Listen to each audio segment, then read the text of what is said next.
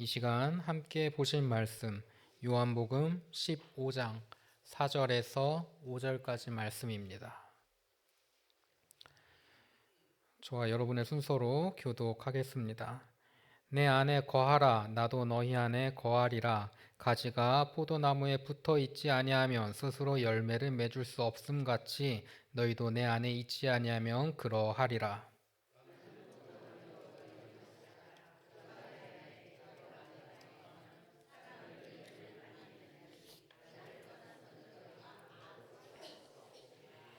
아멘. 한 해를 맞춰가는 이 시간, 오늘 주님께서 주시는 말씀 가운데 우리의 삶을 다 되돌아보며 부어주시는 은혜로 충만한 귀한 시간이 될 수 있기를 간절히 축원합니다. 성공하는 사람의 7가지 습관이라는 책이 있지요. 그 책을 쓴 스티븐 코빈이 다른 젖에 있는 내용 한 가지를 이야기해 보고자 합니다. 그 사람이 시간을 관리하는 것에 대해서 세미나를 하는데 긴 세미나가 끝나가는 마지막 시간이 되었어요. 강사가 테이블 밑에서 커다란 유리병을 꺼내더니 테이블 위에 올려놓습니다. 그리고 그 옆에다가 또 큰 그릇을 올리는데 그 그릇 안에는 주먹만한 돌덩이들이 들어 있는 거예요.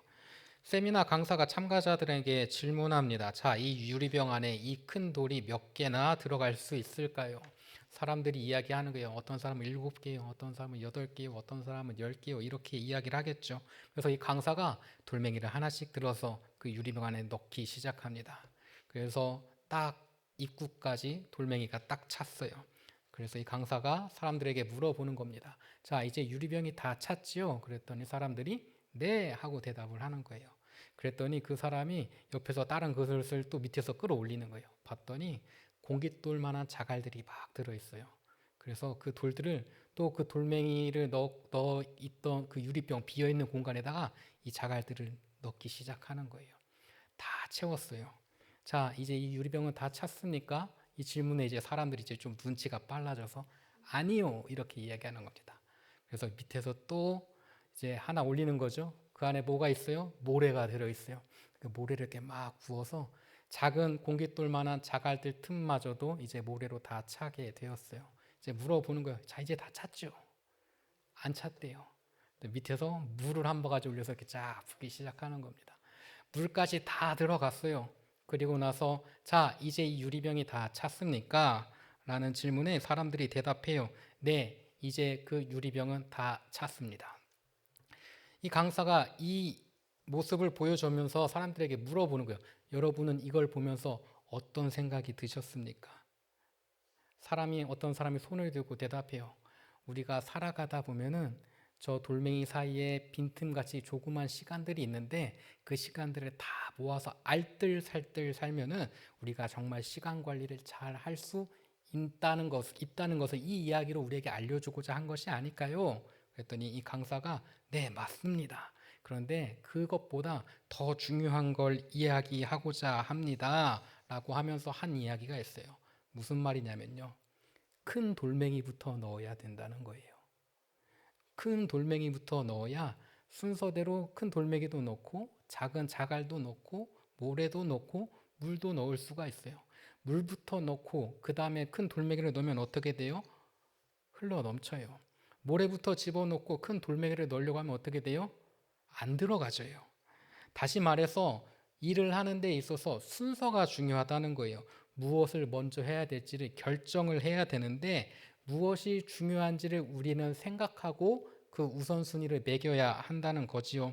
오늘 우리가 읽은 요한복음의 본문 말씀은 우리의 삶 가운데서 가장 중요한 것이 무엇인지를 보여주고 있습니다.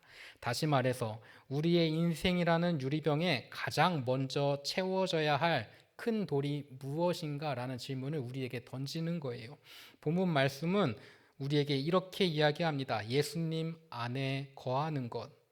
우리는 모든 주어진 시간 안에 가급적이면 많은 일을 처리하는 것이 좋다고 생각하면서 살곤 합니다. 그래서 여러 가지 일을 하는 거예요. 이 일을 하면서 저희도 같이 하는 거예요. 통화하면서 노트 필기를 하고요. 그러면서 또 왼손으로 딱 책도 넘기고 아주 여러 가지 일을 동시에 하는 사람을 멀티태스킹 능력이 좋다 이렇게 얘기하면서 와 대단하다 이렇게 이야기하잖아요. 근데 우리 다 알잖아요. 그렇게 하면 뭐 하나 집중하지 못해요. 뭐 하나 집중하지 못해요. 여러 개 막 벌려서 하다 보면요, 실수도 참 많이 나와요. 그런데 그 실수하는 것이 여러 개 하다 보면 정말 중요한 일이 있는데 거기서 실수하면 어떻게 되는 거예요? 큰일 나는 거예요.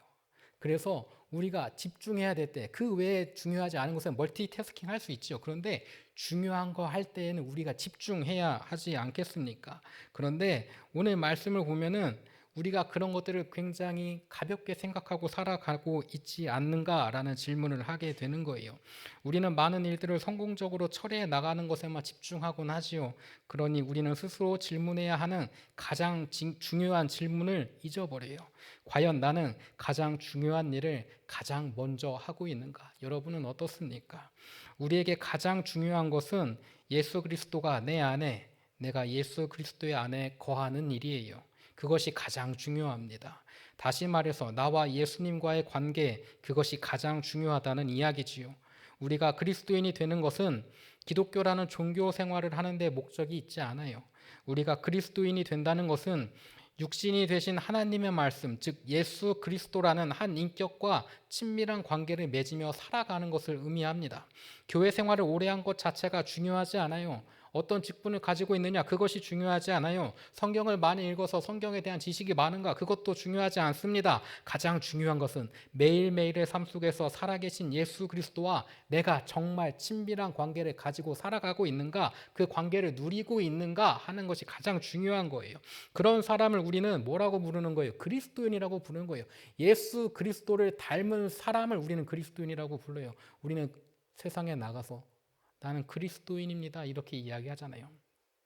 오늘 아침에 거울 앞에 서셔서 자신의 모습을 보면서 내가 정말 예수님을 닮았는지 한번 생각해 보셨습니까? 입술이 색깔이 잘 칠해졌는가? 파마가 꼬불꼬불 잘 되었는가? 오늘 고데기가 영 말을 듣지 않는구나.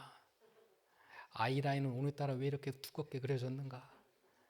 그런 생각을 하기에 앞서서 내가 그 모습을 보면서 나의 표정 속에서 내 인생이 담겨있는 그 주름 가운데에서 내가 정말 예수를 닮아 있는가? 예수님께서 나에게 어떻게 살아가야 되는지 정답을 보여주시면서 그 삶을 보여주셨는데 나는 그 삶을 살아가고 있는가? 이 질문을 해야 한다는 거예요. 예수 그리스도와 연결되어 있는 것, 이것이 가장 중요하기 때문이지요. 가지가 나무에서 꺾어지면 아무것도 할 수 없어요. 결국 말라 죽기 마련이지요. 예수님께서는 지금 관계의 중요성에 대해서 이야기하십니다. 예수님을 철저하게 의지하는 삶, 그것이 중요하다고 말씀하셔요. 가지는 나무에서 떨어지면 죽지요. 나무에 연결되어서 나무로부터 양분을 공급받을 때 가지는 살아있게 되고 열매를 맺을 수 있는 거예요. 가지가 나무에서 떨어지면 양분도 공급받지 못하고 수분도 공급받지 못하고 그냥 말라서 열매도 맺지 못하고 떨어지는 것밖에 할 수 없지 않습니까? 그렇다면 그가 내 안에, 내가 그 안에 거한다는 것은 무엇을 의미합니까? 먼저 예수님이 내 안에 거하신다는 것은 예수님 안에 있는 모든 것들을 공급받아서 예수님의 것들이 내 안에 있게 된다는 거예요. 예수님이 내 안에 거하시게 될 때 예수님 안에 있는 사랑이 내 안에 있게 되는 거죠. 예수님 안에 있는 자비, 은혜, 사랑, 온유함, 인내, 용기, 지혜, 소망, 그리고 하나님의 정의, 이 모든 것들이 나에게 흘러 들어오게 된다는 거예요. 그게 예수님 안에 있는 모든 것들을 공급받음으로 예수님께서 내 안에 있다라고 이야기하는 거지요. 예수님께서 내 안에 거하라고 말씀하실 때 사용하신 거하다는 이 단어는 헬라어로 메노라고 하는 단어인데 단순히 잠깐 머물렀다가 떠나는 그런 방문의 개념이 아니에요. 그냥 아예 거기에 털을 잡는다는 거예요.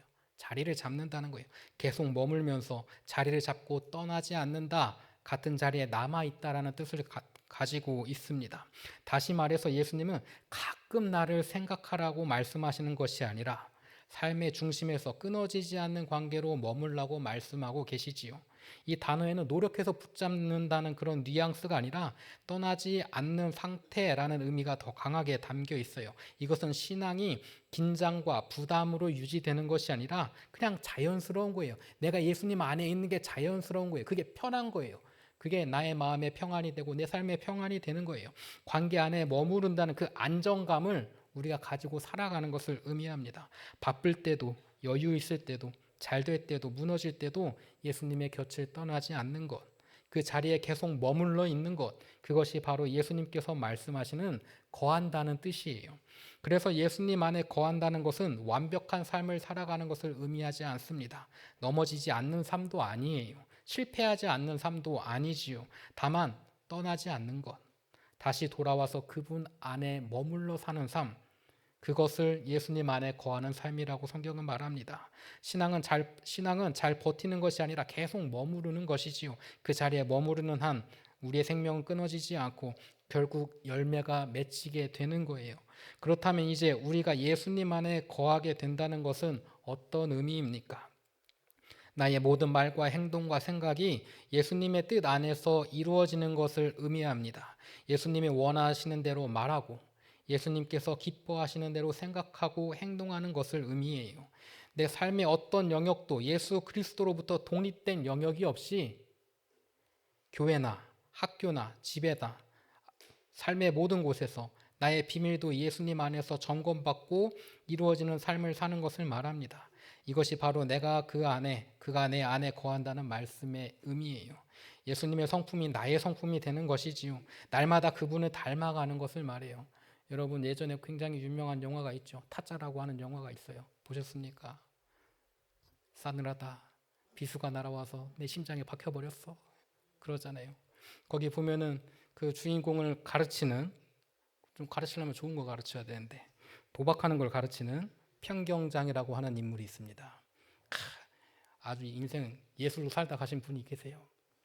그분이 그 제자에게 손기술을 가르쳐 주면서 뭐라고 말하냐면, 화투가 내가 되고 내가 화투가 되는 무라일체의 경지, 이렇게 이야기합니다. 무라일체의 경지래요. 내가 화투가 되고 화투가 내가 된대요. 저는 오늘 말씀을 묵상하면서 똑같은 생각을 합니다. 예수 그리스도가 내가 되고 내가 예수 그리스도가 되는 주와 일체의 경지, 주님과 내가 하나가 되는 경지, 우리가 신앙생활하면서 목표로 삼고 살아가야 되는 그 목적지가 거기에 있어요. 내가 예수님과 하나가 되는 삶. 세상에 너무 많은 이단이 있습니다. 요즘 시끌시끌하잖아요. 통일교가 어쩌네, 신천지가 어쩌네. 자, 그 모든 이단과 올바른 그리스도인들을 구별하는 방법이 무엇입니까? 세상에 잘못된 이단들은 단 하나, 한 명만 자기가 하나님의 독생자네. 요새는 뭐 보니까 독생녀도 있고 그러잖아요. 그런데 자, 여러분, 올바른 그리스도인들은, 올바른 교회는, 건강한 교회는요, 한 명만 예수가 되는 게 아니에요. 너도 예수고요, 너도 예수고요, 나도 예수예요. 우리 교회가 170명 있으면 170명이 다 예수가 되는 거예요. 그분의 삶을 닮아 살아가는 거예요. 누가 봐도 저 교회는 예수를 닮은 사람들이 넘쳐나서 저 교회에 가면 정말 예수님을 만나는 것 같다. 그 예수라고 하는 사람이 너무나도 많다. 저 쪼잔스럽게 한 명만 예수라고 하는 저 그런 말 같지도 않은 종교가 아니라 정말 우리 성은교회에 가면 예수 그리스도를 닮은 사람들이 너무 넘쳐나서, 정말 저기는 그리스도인들이 넘쳐나서, 정말 저기는 주님과 내가 주와 일체의 경지에 이른 사람들이 넘쳐나서 저 교회에 가면 내가 예수님을 만난 것만 같아. 그리고 그 삶을 내가 한번 닮아가 보고 싶어. 이런 고백을 하는 교회가 건강한 교회예요. 튼튼한 교회입니다. 여러분, 내일 아침에 일어나서 거울 앞에 서셔서 나는 얼마나 예수님을 닮아 있는가, 머리 파마하기 전에, 고데기 되기 전에, 입술에 립글루즈 바르기 전에 한번 나의 삶을 점검하고, 오늘보다 내일이 내가 조금이라도 더 예수 그리스도를 닮은 사람으로 살아가야겠다라고 다짐할 수 있는 저와 여러분이 되었으면 좋겠습니다. 한 해를 맞춰가고 있잖아요. 올해 부족했던 것들이 있다면 내년에는 내가 조금 더 예수님과 닮아가는 삶을 살아가는 것. 인간은 끊임없이 연약하고 부족한 존재이기에 끊임없이 예수 그리스도를 닮고자 노력하는 사람들이 모여 있는 곳이 교회예요. 교회라고 해서 완벽한 사람들이 모인 곳이 아니죠. 하지만 이 땅에 하나님의 나라를 꿈꾸며 내가 예수를 닮아가고자 끊임없이 노력하는 사람들이 모인 곳이 교회고, 그것이 우리 성은교회고, 그렇게 되었을 때 우리 성은교회는 건강하고 튼튼한 교회가 될 수 있을 줄 믿습니다. 계속해서 나를 떠나서는 아무것도 할 수 없다고 말씀하시는데, 이 말의 뜻은 무엇입니까? 우리의 삶 속에서 예수님과의 관계가 먼저 정립되어야 하는데, 그것이 정립되어 있지 않다면 그 외의 것은 아무리 해도 의미가 없다는 것을 의미합니다. 그런데 누군가는 질문해요. 정말로 예수님을 떠나면 우리는 아무것도 할 수 없습니까? 일반적으로 생각하면 예수님을 떠나서도 우리는 일상의 지장을 받지 않으면서 살아가지. 오히려 누군가는 이야기합니다. 더 편해요. 더 재밌어요. 이렇게 이야기할 수도 있어요. 예수님을 믿지 않는 사람들도 일상의 지장을 느끼지 않고 잘만 살아가고 있지 않습니까? 그렇다면 오늘의 말씀을 우리는 어떻게 이해해야 하겠습니까?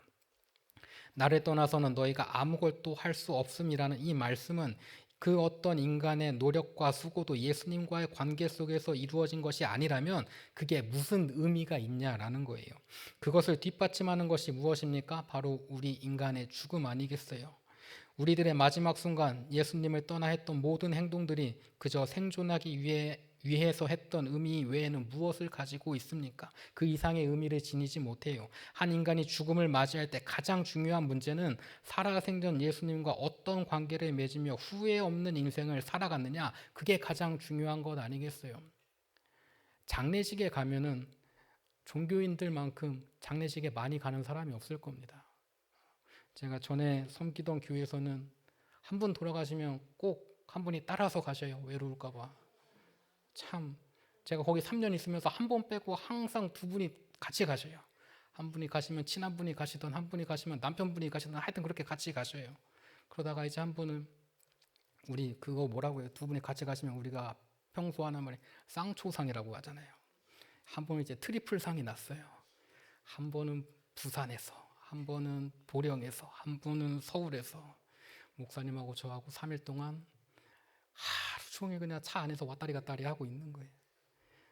교회 권사님들이 가끔 그런 얘기 하세요. 한 분 돌아가시면 무섭다고. 난가? 내 차례인가? 그런 생각이 든다고. 그런데 그렇게 장례식장을 많이 돌아다니다 보면요. 어떤 분의 장례식장에 가면요. 저분의 삶이 정말 많은 사람들에게 큰 영향을 주고 저분의 삶을 담고 싶다고 고백하는 사람이 넘쳐나는 장례가 있어요. 근데 어떤 장례식은 가면요. 너무 아쉬운 장례식이 있죠. 저분이 나쁜 마음은 없는데 표현하는 것이 너무 거친 분이었어. 이렇게 이야기하는 장례식장도 있지 않겠어요? 교회니까 그나마 그 정도죠. 교회 아닌 장례식장을 가면은 야, 난리 부를 수도 그런 난리 부를 수가 없어요. 자녀끼리 싸우고 그 개그맨 이수지 씨인가요? 성대모사를 하는데 고모를 성대모사하는 그 모습이 있어요. 오빠가 뭘 알아? 내가 어머니 다 모셨잖아. 막 이러면서 그렇게 싸우고 있어요. 그런데 그나마 교회에서 이루어지는 그런 장례식들 보면은 얼마나 감사합니까? 그분의 삶을 평가하게 되는데요. 대부분의 삶이 그분의 삶을 담고 싶다고 고백하는 경우가 참 많잖아요. 그리고 그 사람을 담고자 하는 그 사람들이 모여 있는 곳이 교회 아니겠어요? 여러분, 우리 언제 갈지 몰라요. 여러분, 오는 데는 순서 있지만 가는 데는 순서 없는 거 아니겠습니까? 제가 여러분보다 먼저 갈 수도 있지 않겠어요? 그런데 저의 삶이 이 땅에 어떤 영향을 끼쳤는지 고민해보고 기도해보면 여러분 어떠세요? 저는 그래도 나쁘지 않았어. 그래도 누군가에게 상처 주지 않았고 누군가에게 나쁜 영향 끼치지 않았고 그래도 예수님 말씀 붙잡으면서 살아왔어. 이런 생각이 들거든요. 그런데 이것도 몰라요. 한 20년 지나면요. 와, 20년 전에 내가 그렇게 교만에 빠졌었구나. 이런 생각을 하지 않겠어요? 여러분. 그렇기에 끊임없이 나의 삶을 돌아보는 거예요. 내가 정말 예수님 안에 거하고 있는가? 예수님의 그 마음이 정말 내 안에 있는가? 나의 생각, 나의 언행, 나의 말투, 내가 생각하는 모든 선택들, 그 모든 것들이 하나님께서 기뻐하시는 삶이 되어 있는가? 정말 나는 예수님께서 기뻐하시는 삶의 방향을 따라가고 있었는가? 정말 내가 이 삶을 떠날 때에 주님께서 기뻐하실까? 그 고민 속에서 나의 삶을 돌이켜 볼 수 있길 바랍니다. 그렇게 되면 주님과 내가 하나가 되어서 이 세상의 마지막 날 우리가 주님 곁에 서게 되는 것 아니겠어요? 그리고 그런 사람들이 많아지면 많아질수록 예수님을 닮은 사람들이 많아지면 많아질수록, 예수님의 가르침을 따르는 사람들이 많아지면 많아질수록 하나님의 나라가 이 땅에 이루어지는 거예요. 그래서 우리가 전도하는 거예요. 그래서 우리가 복음을 전하는 거예요.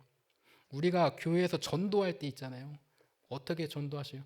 야, 죽을 때 천국 가야지. 이렇게 전도하십니까? 누군가는 말해요. 그러면 죽기 전에 믿으면 되는 거 아니야? 죽기 전에 믿으면 되는 거 아니야?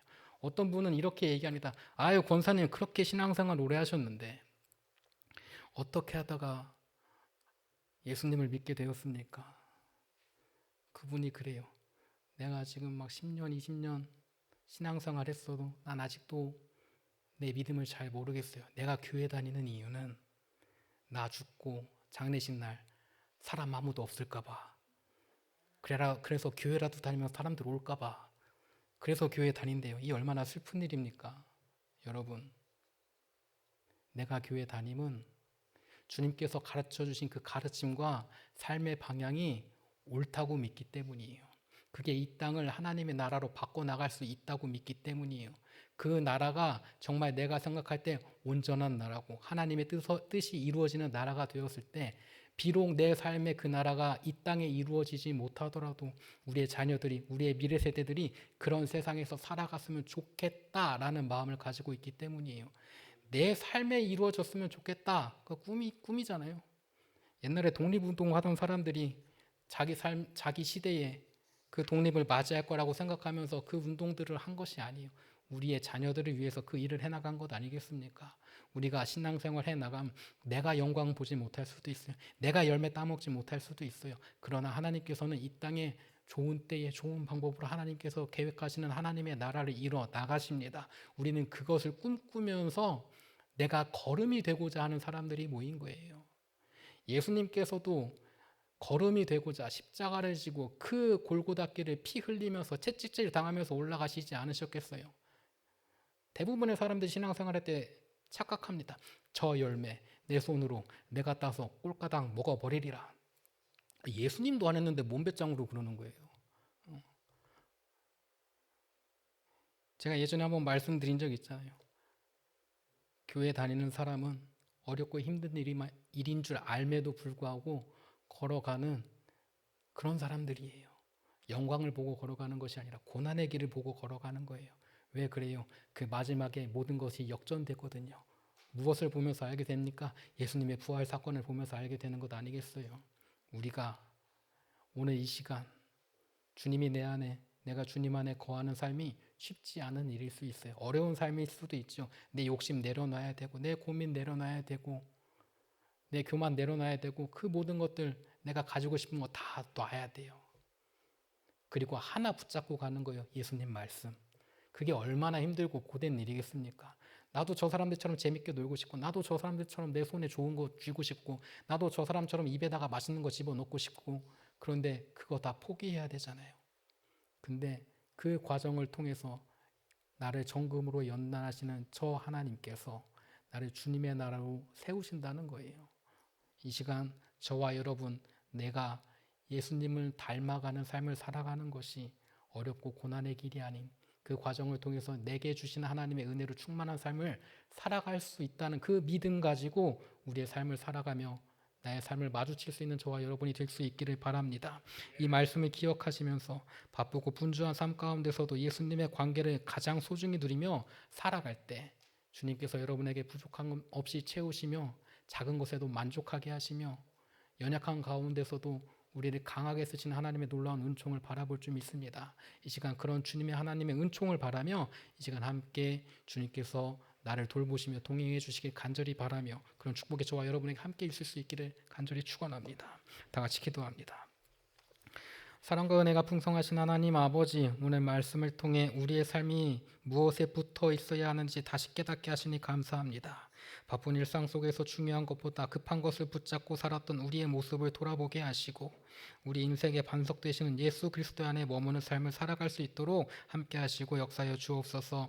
우리의 삶의 모든 순간에 날마다 주님 안에 거하는 친밀한 관계로 나아가게 하여 주옵소서. 잘 될 때나 흔들릴 때나 떠나지 않고 주님 곁에 머무는 그런 믿음도 허락하여 주옵소서. 우리의 삶을 통해 주님의 성품과 사랑의 열매가 자연스럽게 맺힐 수 있도록 주님 큰 은혜로 함께하여 주옵소서. 이 모든 말씀 사랑이 많으신 예수 그리스도의 이름으로 기도드렸습니다. 아멘.